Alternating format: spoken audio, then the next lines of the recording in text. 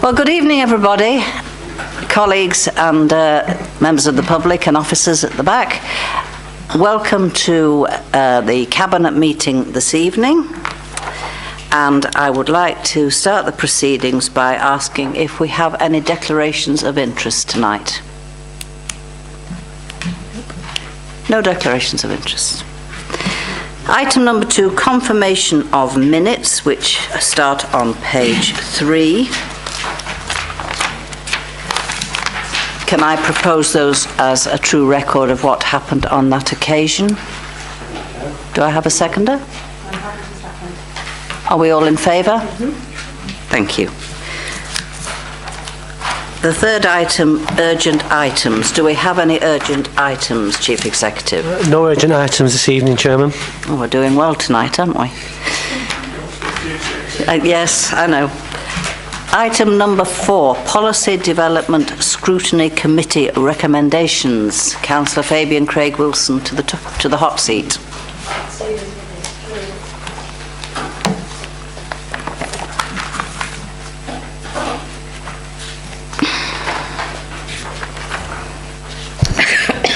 Yes, be kind. It's been a long day.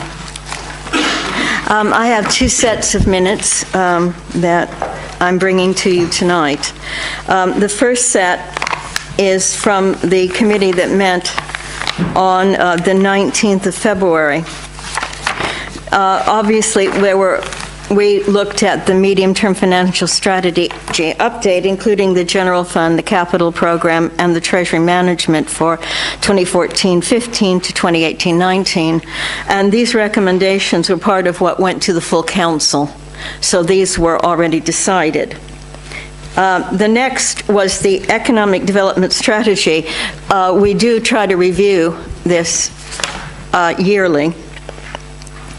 And so the recommendations were, obviously, that we note the report and recommend to Cabinet that following 2 years of detailed review of the economic development strategy and service, subsequent action plans be reviewed annually by the appropriate program committee, since there will no longer be scrutiny after the May elections, and to recommend to Cabinet that Section 11.1 of the Economic Development Activity Report be amended to read, to assess the potential economic benefits and possible disadvantages of exploration and/or development of the energy and renewable sectors to local communities, and that the reference to the bodies, organizations listed under by whom, be amended to read Fylde Council,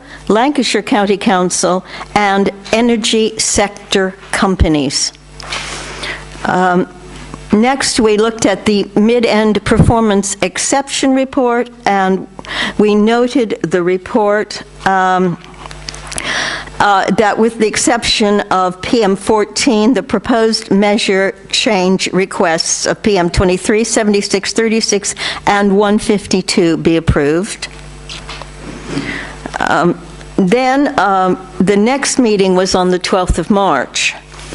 And most of the issues that we were looking at that time dealt with housing issues. First was the Home Energy Conservation Act, and that report of March 2015 be adopted, published, and notification of its publication be sent to the Secretary of State. This is something that has to be done I think it's every year, isn't it? And that the costing exercise be undertaken to inform the Cabinet of the cost implications for focusing resources on those households suffering fuel poverty. Next was the Lancashire Single Homeless Initiative, and what we needed was a progress report on this, and to note the additional project funding in the sum of £33,067. To note that a funded budget increase request would be prepared for that sum for authorization by the Chief Financial Officer in consultation with the portfolio holder for finance and resources to increase the overall project funding. Then we noted the additional report would be provided for a future meeting of the Environment, Health and Housing Committee to look at further developments, and that the Development Management Policy Committee consider the issues of the lack of one-bedroom accommodation available in the borough at a future meeting. I think this would go along with the work on the local plan. We looked at the Fylde Coast My Home Choice Areas Letting Plan for 2015. And we noted the results of the consultation of the plan with the My Home Choice partners. We were to approve the final draft of the area lettings plan for adoption and to request an update to the appropriate committees, again, after May. We were then received a report on the 2014 employee survey, noting the outcomes, and we asked that the chief executive note the comments of the committee and to action them appropriately. We also then were presented a report on the resident survey for 2014, with the outcomes from that survey to be noted, and to see what we did see and find with that was the satisfaction levels remained quite high for our services and for people finding living in Fylde as a good place to be. And that was the two. Thank you.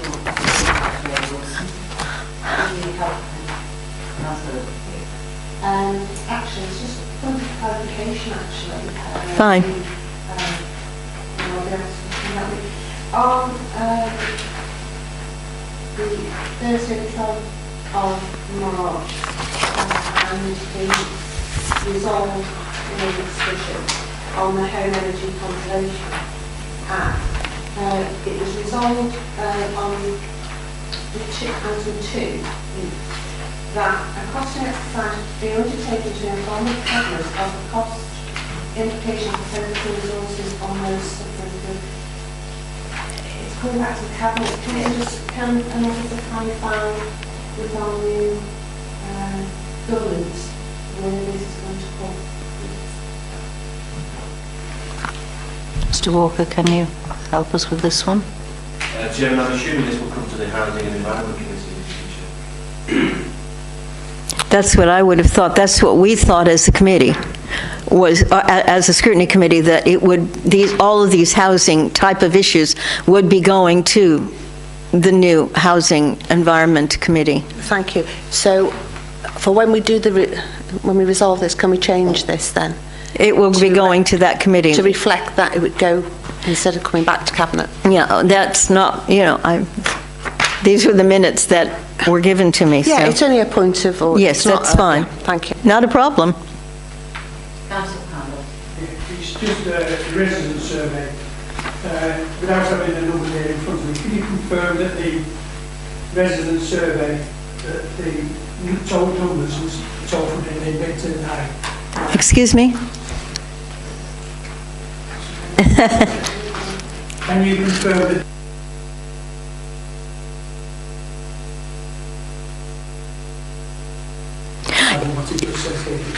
Yes, most of the figures were quite high. 87, 93, 94% in those areas, if I remember correctly. There was only one area where it was lower, and it's always the case. And that's where planning issues are involved. Because if you get what you want, you're satisfied. If you don't get what you want, you're not satisfied. So you're always going to have that issue with that particular one. But the others, I mean, if they had been 84, 85% the year before, they stayed at that level or went up a percentage point primarily. So yeah, the figures were quite high. Councillor Buckley. Thank you, Chairman.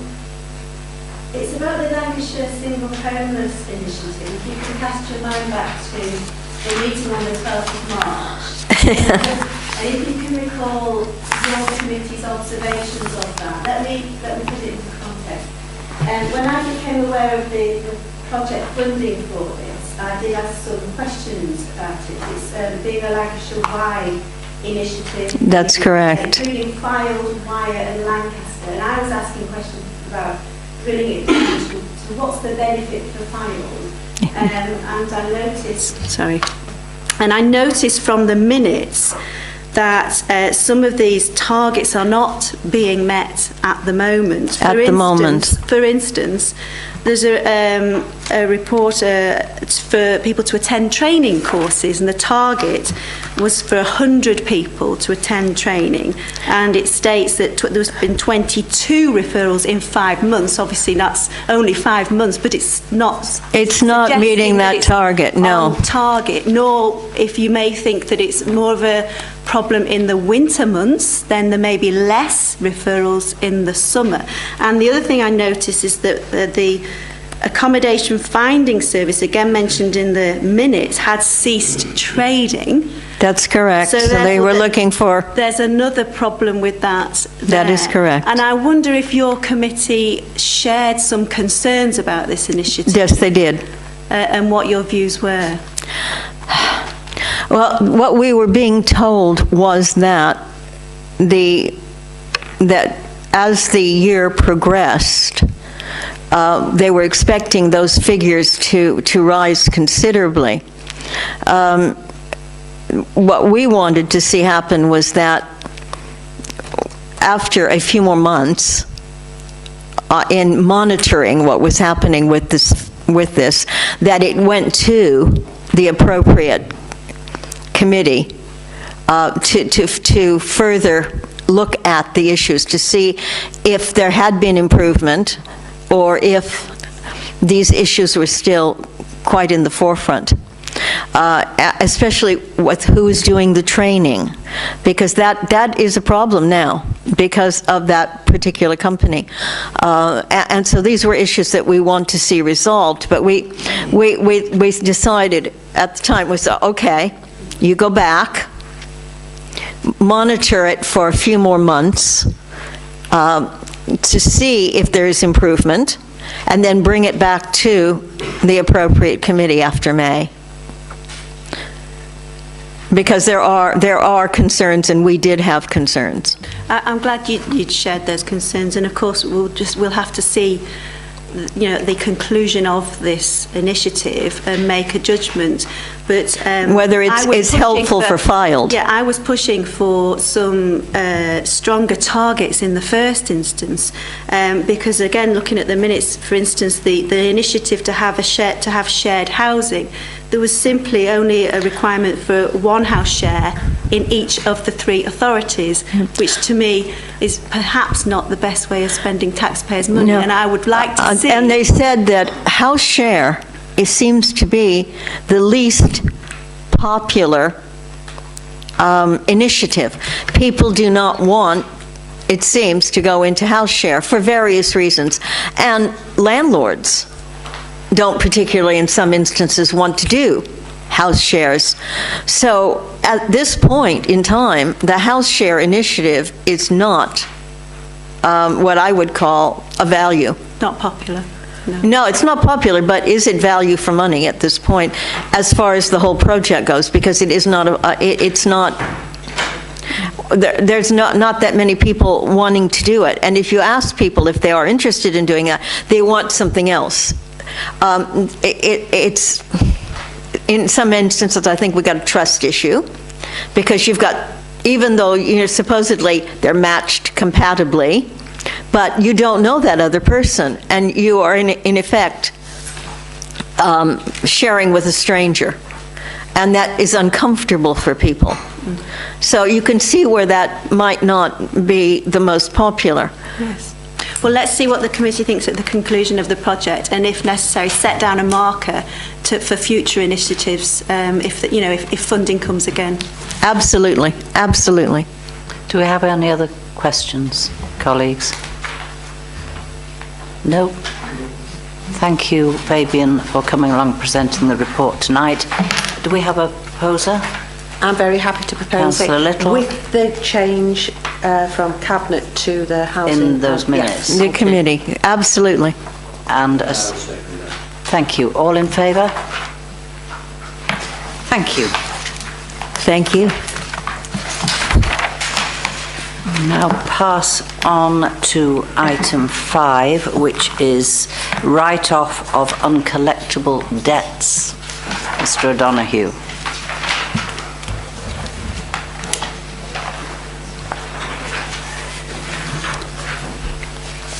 Thank you, Chairman. Good evening, members. I have with me this evening Graham Roos from the Shared Service to as backup for when my knowledge fails. This report is one that hopefully you're familiar with. It came before you last year.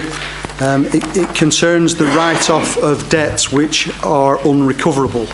In terms of some background, the Council's responsible for collecting substantial amounts of income from various sources, including business rates. We collect around about £24 million a year, and council tax, which is around £5 million a year. There are good recovery procedures in place. The recovery teams within revenues and benefits and also within the finance team are very successful at collecting the vast majority of that debt. But unfortunately, there are exceptional circumstances where debt write-off is necessary, particularly in the event that proceedings under the Insolvency Act are commenced. The Council is notified in such circumstances from the official receiver or insolvency practitioners, and where that is the case, such proceedings are commenced. All existing recovery proceedings that the Council has must cease. And where that is the case, we then consider these debts for write-off. So what's contained in the appendix, there's two parts to the appendix. The first part are debts in excess of £25,000 which are recommended for write-off, which we need Cabinet to consider and approve those for write-off. And the second section that starts on page 23, those are debts that have been considered during the financial year that are below the £25,000 threshold that I have delegated authority to write off and have exercised that authority during the last year. So those are in the report for information. And that essentially covers the detail of the report. So Cabinet are requested to approve for write-off the 4 uncollectible debts in the first part of the appendix and to note the write-offs that I have exercised under my delegations within the last 12 months. I'm happy, members, to take any questions. Thank you, Mr. O'Donoghue. Do we have any questions, colleagues? I suspected as much. Deputy Leader. Thank you very much. Is it possible to give a figure on what this represents as a loss to Fyldes income?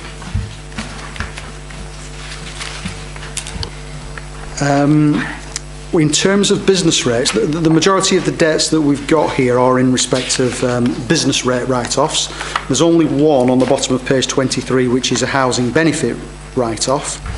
In terms of business rates, our share of business rates is difficult to estimate because it's complicated. I was going to say 40% of the debt that we recover is Fylde Council, but it's subject to a complex series of tariffs that the government apply. So I suppose it's fair to say that it's not 100%. It's not 100% that hits our books. There's only a proportion of that, and it's probably in the region of below 20% actually affects Fylde. One further. When this word, oh dear. Yeah. Chairman, sure. One for, A bit late in the day. Too late. just one further question about the report talks about good recovery procedures. What are those good recovery procedures, please? I might have to defer to Graham's expertise here. Yeah, we will pursue wherever we feel there's a chance of recovering the debt, and the procedure is pretty much laid down in the legislation, in so much as we will issue reminders, final notices, take people to the magistrates' court, where appropriate issue enforcement agents to try and recover debt. It's increasingly difficult, I think, with business rates, and certainly hopefully with the turnaround in the economy things will pick up, but it is difficult. I think a number of these are hotels and licensed premises.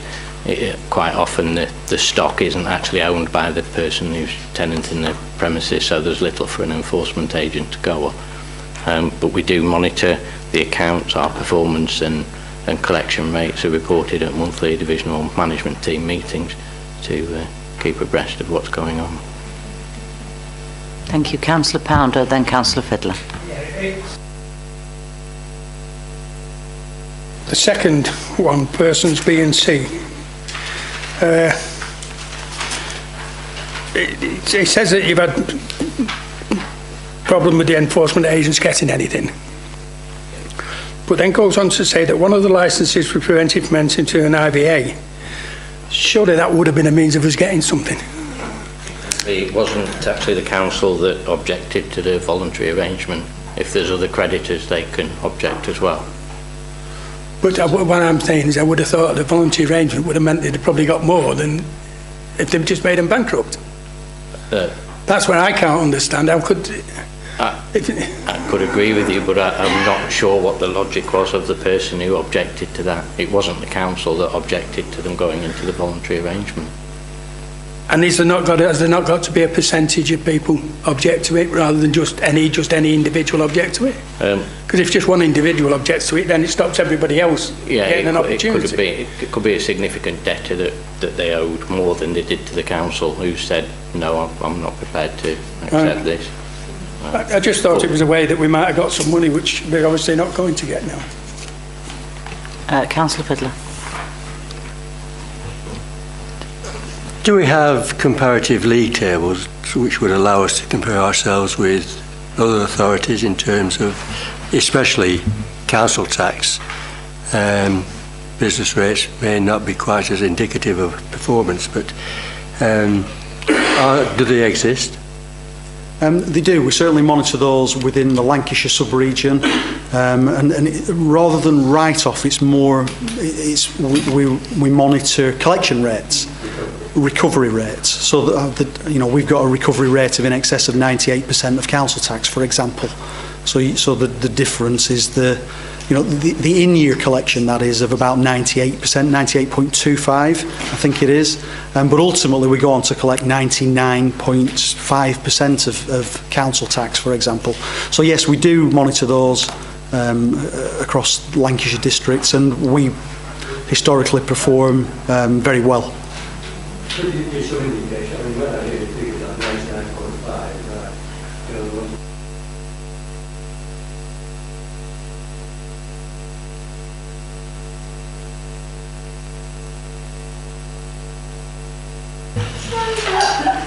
Could we not get something simpler than this? Right?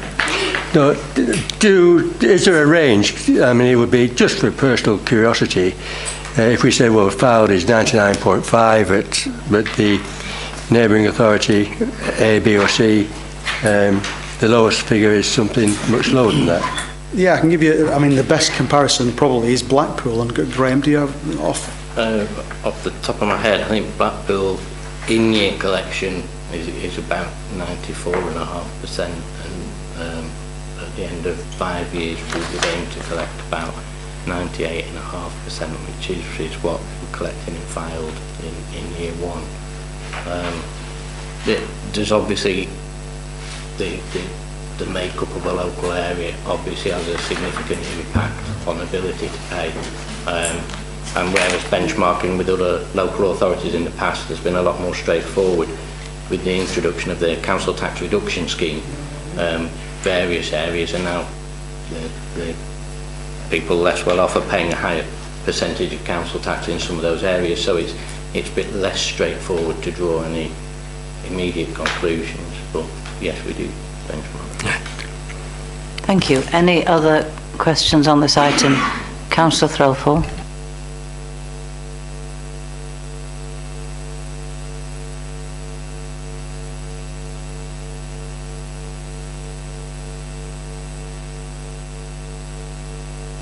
We send in, they're now termed enforcement agents, and we do issue them with warrants to go and try and collect money where possible. As I was saying before, in certain circumstances, if it's an empty premises, there's nothing for an enforcement agent to distrain. Some businesses would have certain things which would have some value, and you know, I don't see any recovery of resale issues, bringing you know, debts closer to these look on the face of it, and then there's no doubt they are some of these big numbers, but these are debts that have accumulated over a number of years. The first one, for example, is 91,000, which is a significant sum, but that's an amount that's accumulated since 2009. So we've been taking recovery action, and you know, the debt over that period might have been significantly more than that. This is something that's built up over a number of years. We've exhausted every opportunity, and this is, you know, the last resort really, where we are having to write off. Yeah, I suppose the nature of the question is a car showroom workshop would have value, you know, certain items of value. Yeah, it was that was an empty premises. Right. It was purchased as an empty premises, it remained empty. Councillor Buckley. Just coming back to collection rates, when you talk about 98%, 99%, you're talking about council tax collection rates there, aren't you? Not business rates, collection rates. That's correct, yeah. The in-year collection for council tax is 98.25, and ultimately we get 99.9%. The in-year collection rate for business rates is in the mid-90s again, but I don't just have that figure to hand, unfortunately. I can provide you with that. Thank you. Are we done? Shall we, as they say? Okay, thank you. Thank you, Mr. O'Donoghue and your colleague for coming along this evening and answering our questions. Can I have a proposal, please, for this item? I'll propose it. Thank you. Thank you. All in favour? Item number 6, Parkview playing field. Full financial and management details for a sand and water play facility. Mr. Walker. Thank you, Chairman, members. This report does two things essentially. It first of all reports receipt of tenders and evaluates the tenders that have been received following a procurement process for a new sand and water play facility at Parkview playing fields, and it seeks the agreement of Cabinet to allow officers to award the contract and manage the project. The second thing the report does is provide full details of the future financial and management arrangements in reference to the play facilities at Parkview playing fields, and seeks the agreement of Cabinet to allow the future management proposals through a new service level agreement between Fylde Council and Parkview for You Charitable Trust. The report details that since 2003, Parkview for You Group has undertaken numerous consultation exercises to establish community preferences for how the play facilities on the site will be developed. And one constant message that they've received during that time has been the need for provision for a sand and water play facility. That then led to a bid to the lottery fund, the Coastal Communities Fund, in 2014. And the site location for a new sand and water play has been discussed and agreed with officers from Fylde Council. The proposal is that the sand and water play will cover an area of about 200 square metres, and it will be fenced for safety purposes, and it will include a wide range of equipment that will be inclusive and educational. There will be several pieces of equipment will provide sand and water play opportunities, with some of the equipment providing traditional play value. Sections of the site will have sand as the safer surfacing. There's a section in the report that covers the procurement of the works, and the Parks and Green Space team have led that procurement process. Through that procurement process, there were 6 companies that were invited to tender, and they were given a project value of £268,084. The evaluation of those tenders is detailed in section 20, and you will note that William Pye scored the highest in that evaluation process.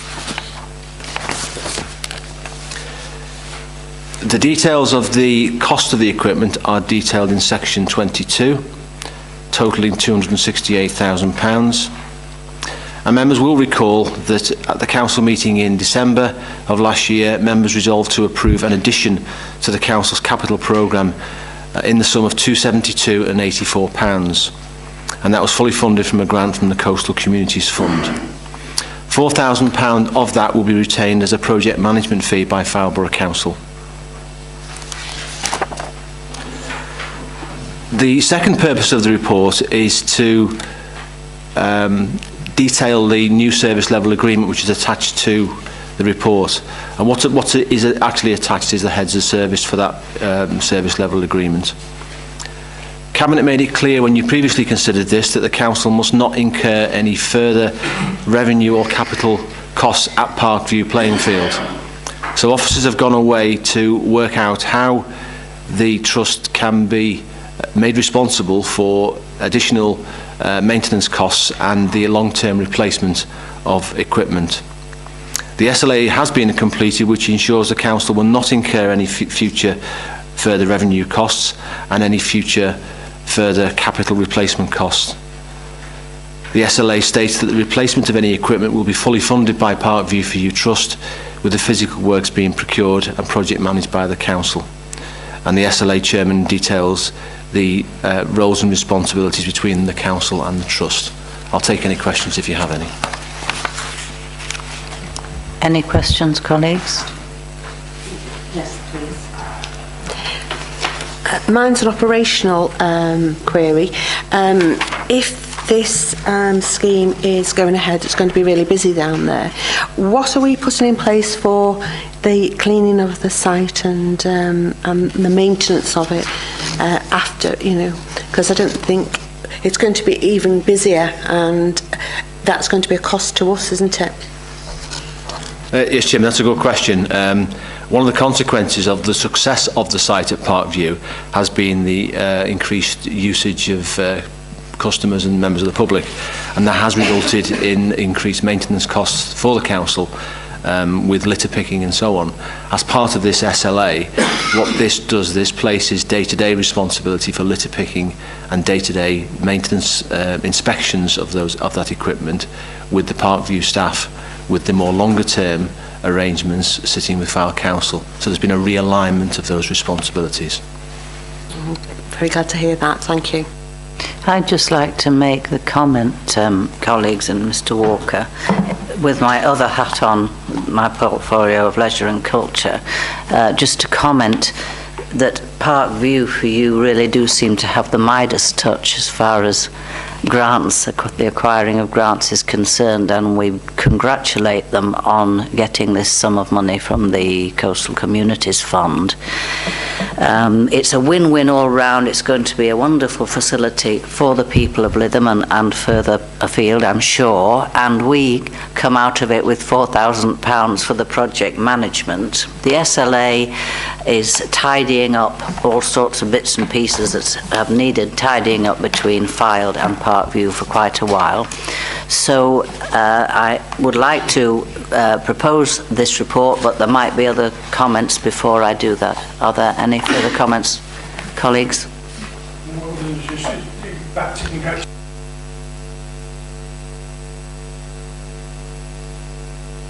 If any advice can be given from the people who run Parkview to any of the other organisations, I think it should be made easy for that facility to be arranged. It's a real good news story, and in this, our last Cabinet meeting, I'm really pleased that we've got such a splendid example of community groups acquiring funds with help from Fylde Borough Council for the benefit of our residents. So I would like to propose that.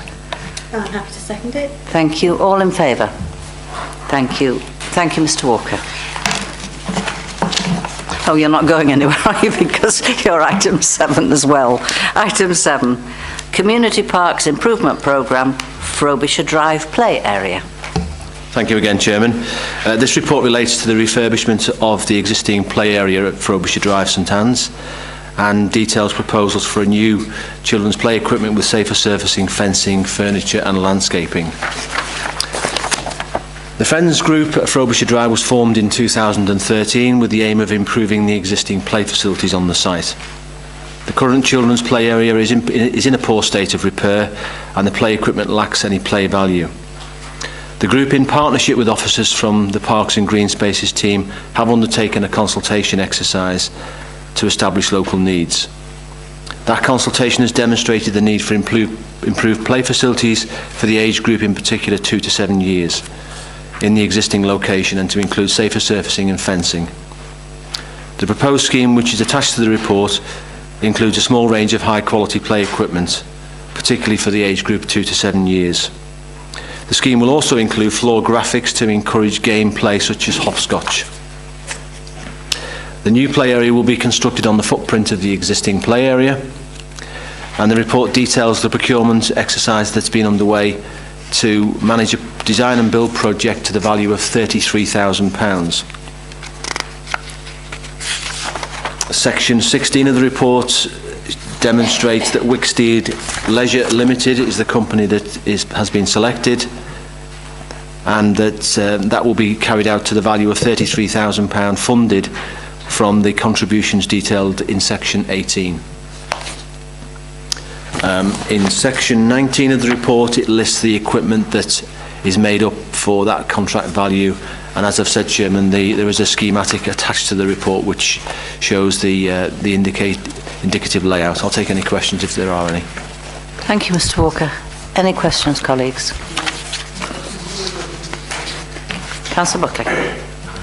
Well, as it's in my ward, I'd just like to say how much I welcome this, and the play area that's talked about has been non-existent for as long as I've been a councillor. So it was an area for when those houses were originally built. So to see this come forward is really great, and is welcomed by the community. So I'm very pleased to see it. Thank you. Councillor Buckley, it's a little park that I pass practically every day, and there's usually young families round and about, and as Councillor Buckley has said, there is virtually no play equipment, and it's crying out to have some development there, so it gives me great pleasure to propose this item. Oh, sorry, Councillor Pound. Just to make a point,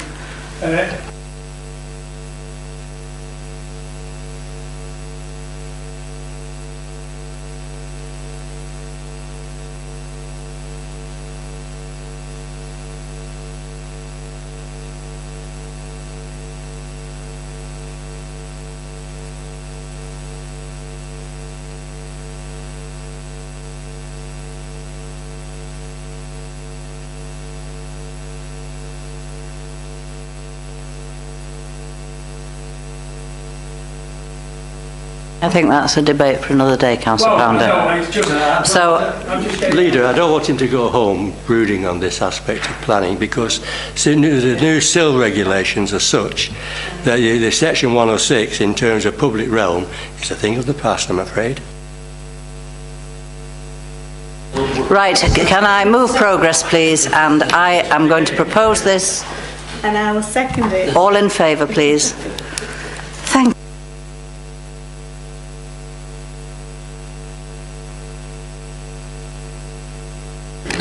Item number 9. Oh, Mr. Walker's still there. Marathon. We're 8. I've missed one out. Thank you, I have. Chairman. Sorry, yes, the vital Kirkham Public Officers Building extension to service level agreement with Citizens Advice Bureau. Okay, thank you. Members will recall this was on the agenda of your last meeting and has been represented following discussions between the CAB and Kirkham Town Council. Just by way of a history lesson, the Fylde Borough owns the public offices in Kirkham. It was previously used as the council's one-stop shop until that was closed in 2008. The CAB currently uses the first floor, although has a lease existing on the ground floor. Members will be aware that the council provides grant assistance to the CAB on an annual basis. There have been discussions with the CAB to see if vacant possession of the building can be achieved, and efforts to secure an alternative location for the CAB, despite numerous attempts, have not been successful. It's also worth pointing out the Town Council occasionally uses a room on the first floor for meetings of the Town Council. Officers have recently tried to let the ground floor to bring in some income whilst the issue was being sorted out.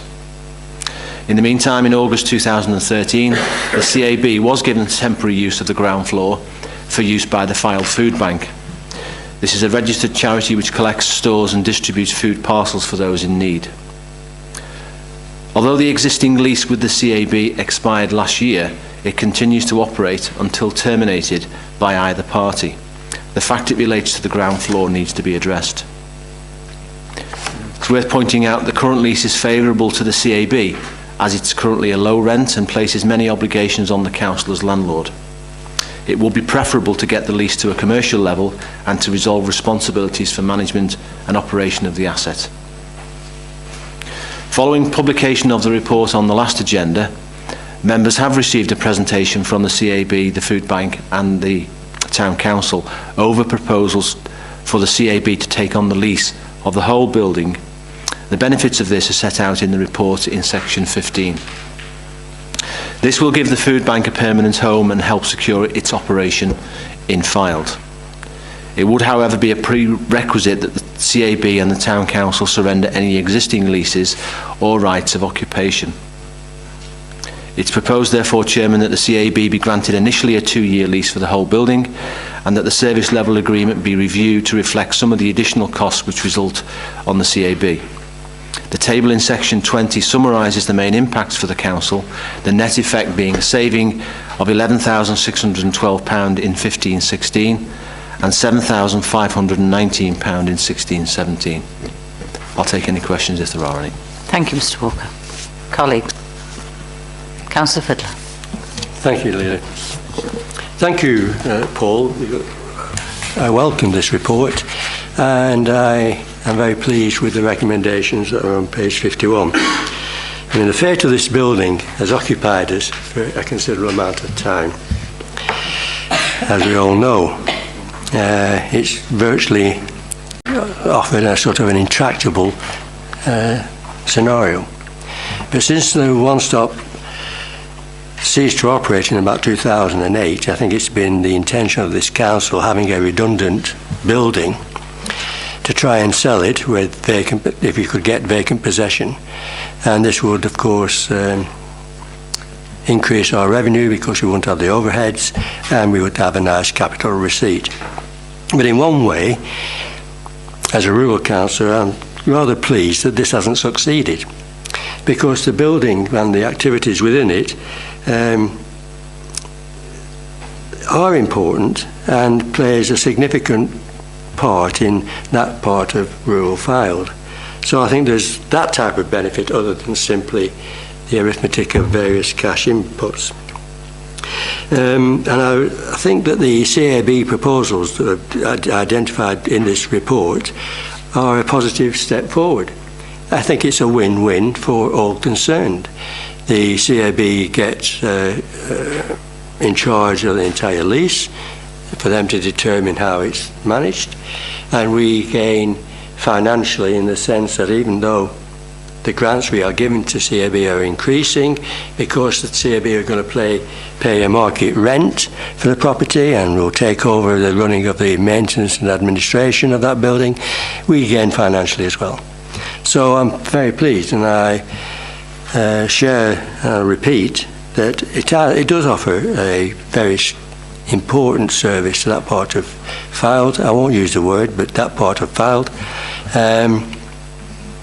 And I am very pleased to move the recommendations on page 51 and 52. Thank you, Councillor Fiddler. Deputy Leader.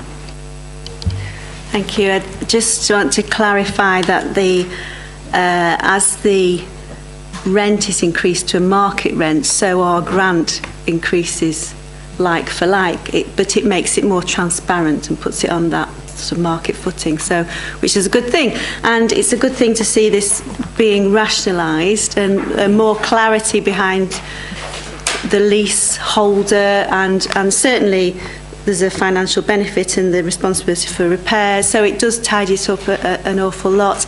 I recall when the CAB used to be housed in St Anne's, and that's going back a fair number of years now, and there was a satellite in Kirkham, and then the whole system, it all changed around, so the CAB is now housed in Kirkham with a satellite in St Anne's. So my well, not particularly concerns, but my wishes for the future will be to see that reach of the CAB continue across the borough, for that to be strengthened as well, because as the CAB expand to the whole building, I still would want to see the whole needs of the borough addressed, and certainly for them to reach out to St Anne's Lytham or wherever that need is, because it's not concentrated in one area, as we know. So I would like to, and I'm sure we will have, as we have before, had reports to scrutiny from the CAB. Those reports would continue to under the new committee system. So my questions for the future will be, with the new expanding CAB in Kirkham, how will you continue and strengthen the reach to the rest of the borough? Thank you. Councillor Pat. Oh, sorry. Well, I'm just pleased to see that the change of name from the individual areas, Kirkham CAB and St Anne's CAB, to one banner of Fylde CAB has made.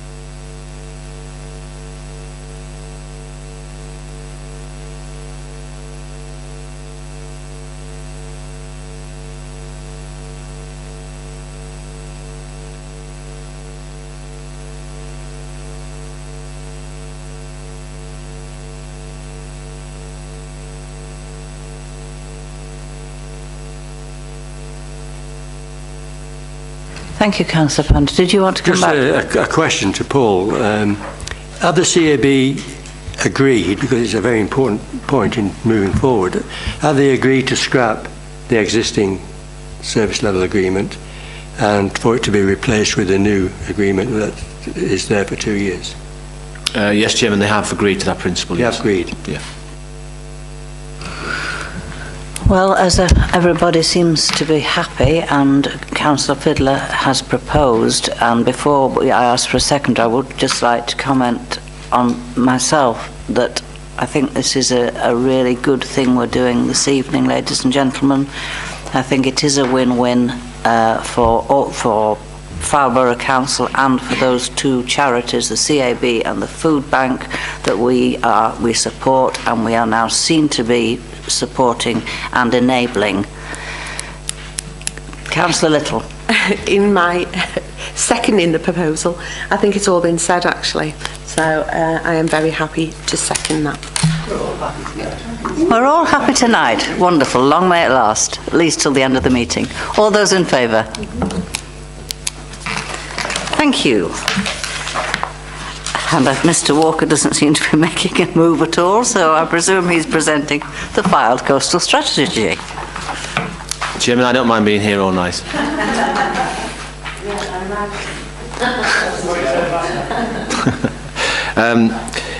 Chairman, this is a report which hopefully puts to bed the Fylde Coastal Strategy. I think it's been in front of you now on 2 previous occasions. It presents the final version of the Fylde Council's Coastal Strategy following a second stage of consultation, and it's recommended for adoption of the strategy and associated action plan. Following this, a project board will be established to deliver the major infrastructure projects on the Fylde coastline. Just to point out in the report, some very minor changes from the last version, and they are detailed in section 4, and they are reflected in the amended document which is available at the link. Again, Chairman, if you have any questions, I'll take them. Thank you. Anybody, any questions for Mr Walker on this item? No questions? You've taken pity on him. No, you haven't. Councillor Threlfall. It's just a minor point that you mentioned in your recommendations on 2 that it will tramline with the replacement sea defence project, and I'm just a little bit nervy about those 2 tramlining together. That you know, work has been it's been looked at that the 2 wouldn't you know, sort of come into any difficulties. Chairman, essentially what this document does is capture existing projects, and the Coast Defence project will have a life of its own and will not be influenced by this strategy. The Coast Defence project, as we talk about regularly, is dictated by the need of the project itself and by the project appraisal report, which is nearly completed. So it's in no way hindered or influenced by this overarching strategy. Okay, thank you. And that, anyone? I will compliment the officers to start with, and you know, they've worked hard on this project for a long time.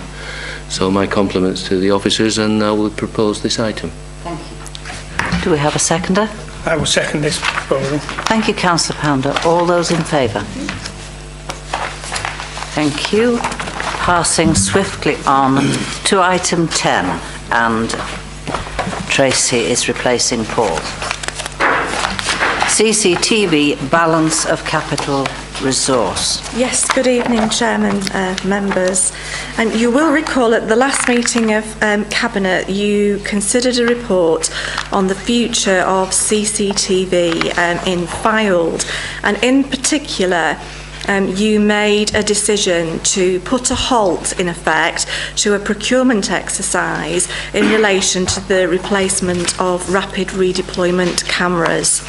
And it's perhaps worth reflecting on the resolution that was attached to that, which is set out on the top of page 73 of your agenda, which asked for a further report on the implications on the capital budget provision of the proposed conversion of the Lytham cameras to the monitored system. That's the monitored town centre system, which is monitored now by Wyre Council, with a view to this funding being set aside in a future reserve for CCTV. And the resolution went on to say that whilst you were not supporting the procurement of rapid redeployment cameras, that what you wanted to do was you wanted to consider this further in 2017. And this would be a period in time when the police's future resources would be known, because at the moment the rapid redeployment camera footage is monitored by the police, and they've been able to give a commitment that they will continue to monitor the footage from those cameras up until that period, but beyond that they currently cannot give a commitment, which is why you felt that perhaps a procurement exercise was not warranted at this time. So this report, in effect, comes back to members in relation to that resolution, and it asks you to note that there will be a sum just over 40,000 remaining unspent within the capital programme for CCTV, and that will remain in the capital programme until 2017, and that is covered by recommendation 1 on page 71, which is just noting the position. Recommendation 2 then goes on to say that you are confirming that in the meantime, that if any of the rapid redeployment camera locations fail, they will, having regard to the surveillance code of practice, be considered for repair or replacement on a case-by-case basis through a need being demonstrated through an impact assessment. And that the third part of the recommendation before you tonight is you're noting that the remaining, that should monies for this purpose remain unspent by 2017, at which point the police will be able to give the council a commitment to monitoring the cameras post-17, further consideration will then be given at that point in time to a wider procurement exercise for the replacement of the rapid redeployment cameras. Okay, that's the report, Chairman. Happy to take any questions. Thank you very much. Any questions, colleagues? No questions? Oh, no questions. Must have been a good report. Can I have a proposal, please? I'm very happy to propose this, and I think we've got it's concise and it says what it says on the tin, that it goes to 2017 and we are in the police hands. Thank you. And I'm happy to second that proposal. All those in favour, please show. Thank you. Item number 11, corporate fraud shared service. Miss Morrison again. Yes, Chairman, you'll recall this was considered again at the last Cabinet meeting, and I was asked, well, you gave your agreement in principle to establish a joint corporate fraud service with Preston City Council and Lancaster City Council. And this is because benefit fraud will be transferring to the DWP from the 1st of June this year. But this council will be left with responsibility still for overseeing that there are no fraudulent matters arising with respect to a number of matters, and as a result there's a need to consider future service delivery. I have now liaised principally with Preston City Council regarding this matter, and a proposed service level agreement contract is attached to your agenda papers. This is all but complete.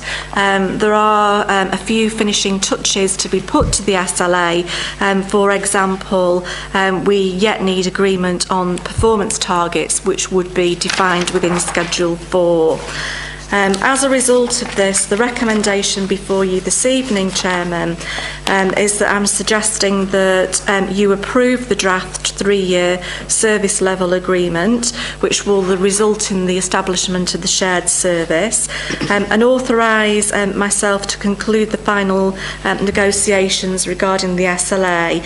You may consider it prudent to add after the authorisation to myself that I conduct those final discussions, perhaps in consultation with the relevant portfolio holder, which would be the Deputy Leader, Councillor Buckley, if that meets with your approval.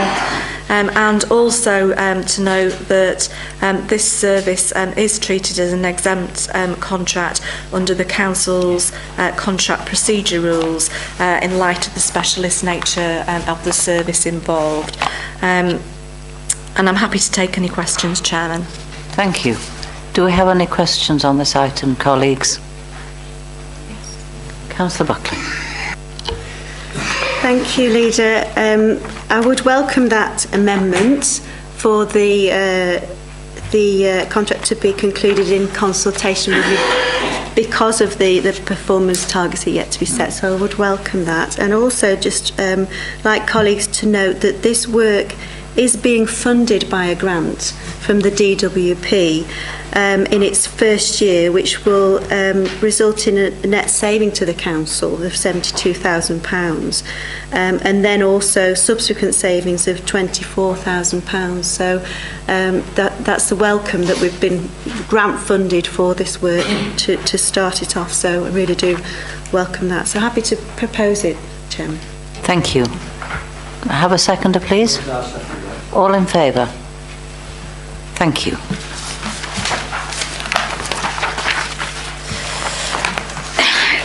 Excuse me. Item number 12, Universal Credit Update. Yes, Chairman. You will be aware that the government is in the process of rolling out universal credit nationally, and in particular now across the North West.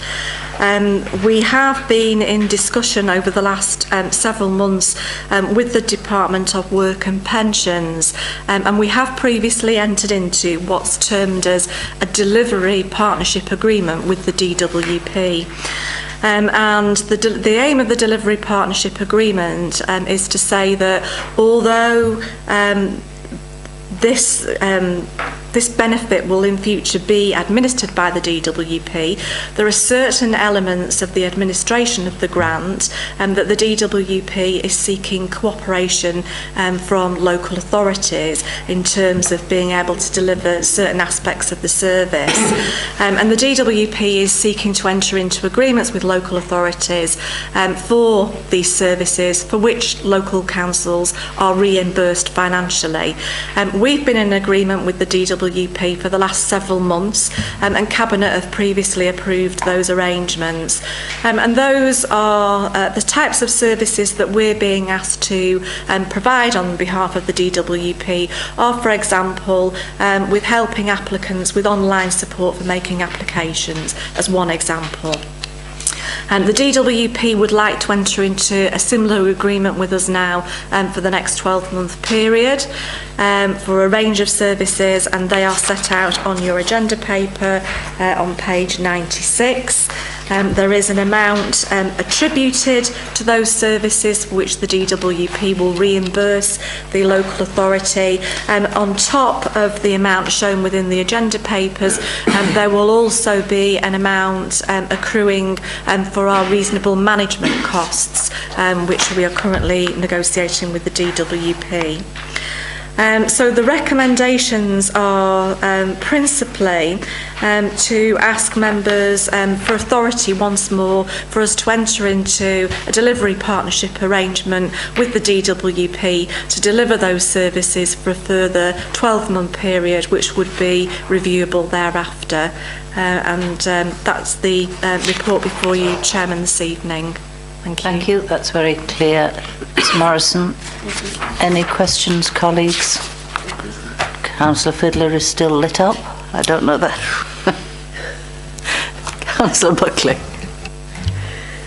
Just looking at the number of claimants in filed, that is on page 95, December 63, January 91. Do we not have February's numbers as yet, Ms Morrison? I don't have February's numbers as yet, but as soon as I have those, I can circulate those to members if they're of interest. So I have got an update on that. I'm just checking if they've been provided, but sorry, I haven't. No, you haven't. I mean that they are, as an authority, they are low numbers, but I'm also aware that they're low because this scheme is being run out very slowly and carefully, and only for single claimants first, and then it's only from March, isn't it, that it's available to families. So it is a very scheduled, careful rollout. Have you come across any difficulties in its rollout so far? I know a concern has been raised previously about the fact that benefit claimants would have to wait for a month for their benefit to come in rather than every fortnight. So I wondered if we're picking up on any potential difficulties as yet. I'm not aware of any potential difficulties, but again, I can get the head of the shared service to update members on that particular issue separately. I think that with the numbers being so low, it would be difficult to pick out any particular trends at this particular point in time. Thank you. I appreciate that entirely. It's very early days. Very happy to propose the recommendations. Thank you, and I am happy to second those recommendations. All in favour, ladies and gentlemen? Thank you. And now we come to the last item, which is item number 13, unlucky for some. Let's hope it's not the elected members who it's about. Elected member role descriptions. Thank you. Yes, Chairman, I'm presenting this report on behalf of Councillor Nash, who's the Chairman, as you know, of the Member Development Steering Group, and it's the Member Development Steering Group who have completed this piece of work and put this forward to you for consideration this evening. You will recall that as part of the work that we've done on the governance changes, that we have developed a role description for the leader of the council going forward, and that was a part of the recommendations of the governance working group that have been approved to the council. The elected member development steering group are proposing that there are some role descriptions that are developed for the range of other responsibilities undertaken by members. They are not necessarily there to sit within the Constitution. The purpose of them is twofold. One, in having these role descriptions, it's seen as a matter of good practice as part of the Council's accredited charter that we have for member development. So it's part of the charter that we're expected to keep these role descriptions up to date. And also going forward in the new governance system, these role descriptions are a useful benchmark that if any particular elected members do want to take advantage of any specialist training, then there is something to correlate that request back to. And I know the Member Development Steering Group have taken time over this and have debated this at one of their meetings at which I attended, and went through these with Lindsay Lacey, who oversees the Member Development Steering Group. So I would commend them to you, and happy to try and take any questions, Chairman. Do we have any questions on this item, colleagues? No? Proposal, please. Happy to propose this. Thank you. And I am happy to second it. All those in favour? Thank you. And that brings us to the end of the agenda for the last Cabinet meeting. I think it would be remiss not just to not make any reference to the fact that it is the last Cabinet meeting at Fylde, certainly for the next 10 years. Who knows what will happen after that? And it would be very unremiss of me to go into any comments regarding the relative merits of the Cabinet versus the committee system. That's for another day. Well, the day has passed, actually, hasn't it? But I would like to say, I think it would be wrong to let this occasion pass without making reference to the members of the Cabinet, both current and past, for their dedication, for their knowledge. A lot of knowledge is shared around this table. They are hard-working people who have given up vast amounts of time to be able to sit on this Cabinet and be capable of handling all the issues that we've had to handle over the years. I would also like to make mention of the tremendous support of the officers to this committee. The standard of reports that we've considered have always been of the highest, and I would like to thank all officers and also the clerks that we've had over the years to the Cabinet. And it's goodbye from me, and it's goodbye from them. Thank you.